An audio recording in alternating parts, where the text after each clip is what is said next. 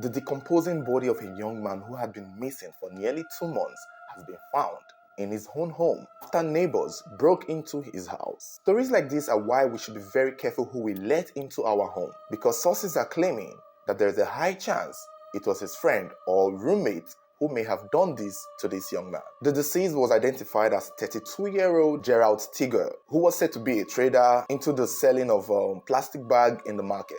It's not clear if he was known, but clearly people around the neighborhood knew him because he most likely supplied plastic bag for them. But all of a sudden, he went missing somewhere around March. No one heard from him, no one had seen him. Sadly enough, no one seemed to have looked for him. In fact, Gerald would not have been found if he didn't owe rent.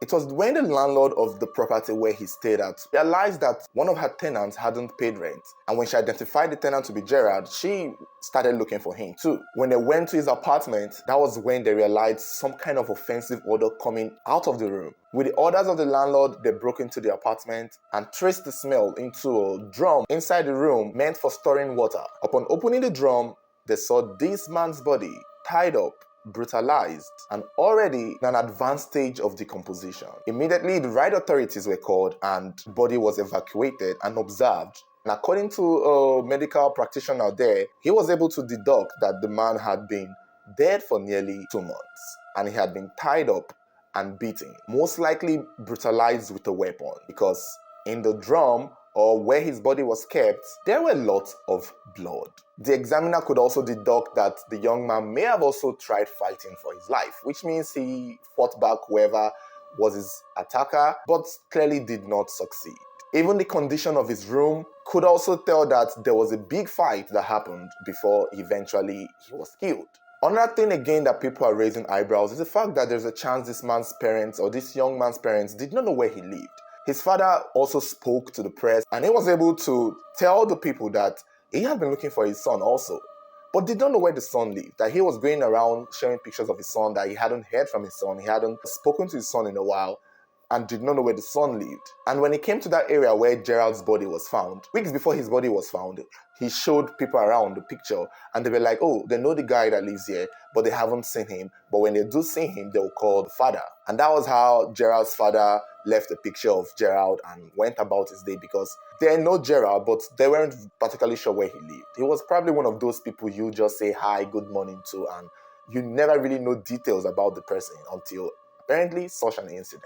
So a few days after Gerald's father went to Gerald's neighborhood to look for him, he got a call that Gerald had been found, except not in the condition he would have preferred.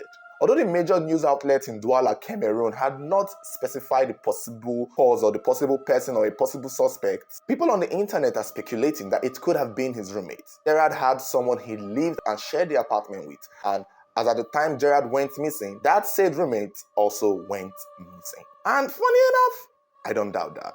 It doesn't seem like a robbery to me, because the extent in which it was described that Gerald's body was found seemed as though this was bigger or a lot worse than just a mere robbery. I mean, what would he possibly have that someone would want to rob? Again, there could also be something else involved. There could also have been money involved, because we've seen stories like this where roommates attack fellow roommates and kill them and then get vanished. There's always something at stake with incidents like this. We've talked about many stories on our channel about how somebody gets killed by their roommates, and when investigation is being carried out, it turns out that money is usually involved. If not money, feelings are usually involved. But it's hard to tell with this situation.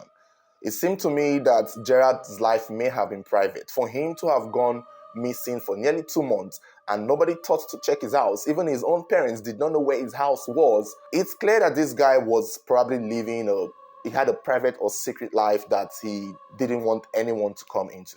Because if his family or siblings or people who care for him knew where he stayed, his body would have been found long before the 2 months. His body would have been found earlier enough. If his father, Mr. Martins, hadn't spoken to his son for a week or two, he would know where to go to find him, rather than going around distributing his pictures, asking people, have you seen my son? Have you seen my son? These little details can give us a glimpse of who Gerald might have been. Somebody whose life may have been private or secret or just someone who avoided people altogether. The fact that it took the landlord who needed rent to find his body can show us the kind of life Gerald may have lived. And knowing this now, I don't doubt there's a chance that people would not know who this said or so-called roommate was. Because if the roommate's name was also in the room, if the roommate actually paid rent with Gerald, it would be easy to find who the roommate is. It could also be that Gerald must have brought in a visitor, a hookup, a friend. It's very possible. It could even be more than one. And I'm also sure that there could have also been something at stake.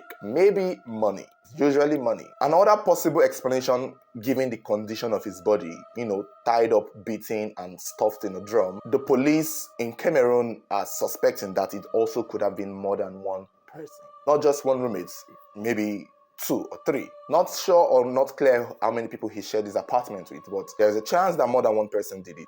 Although, from our experience on this channel, it's still possible that one person could have done it.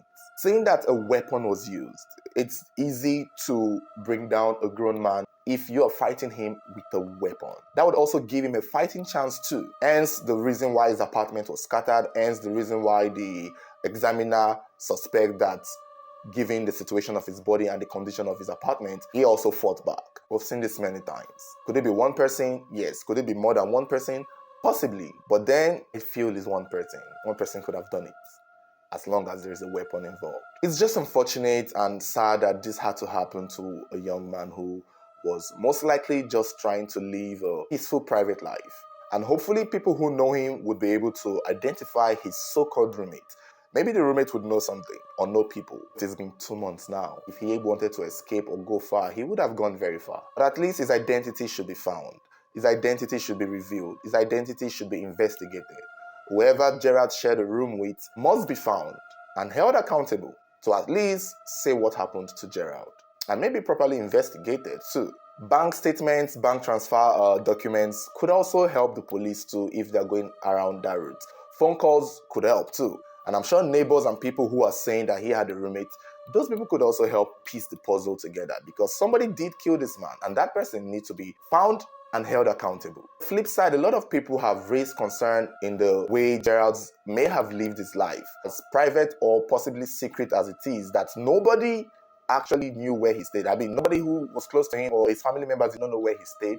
It took the whole neighborhood nearly 2 months to find him. Like, you must be really invincible for you to go 2 months missing without anyone even checking for you. No one knocked at his apartment. Maybe they did, no response, and they assumed he was not around, possibly. But at the same time, after 2 months, come on.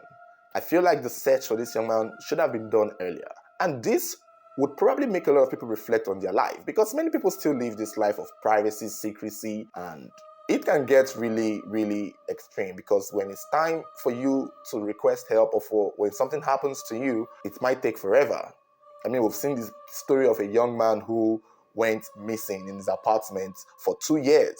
It took the entire neighborhood to come into the compound to clear the bush, and then they discovered his skeleton on his bed. He had died from a sickness, and nobody knew where he was. Nobody thought to check his house. Most times, it's reflective of the life that these people live.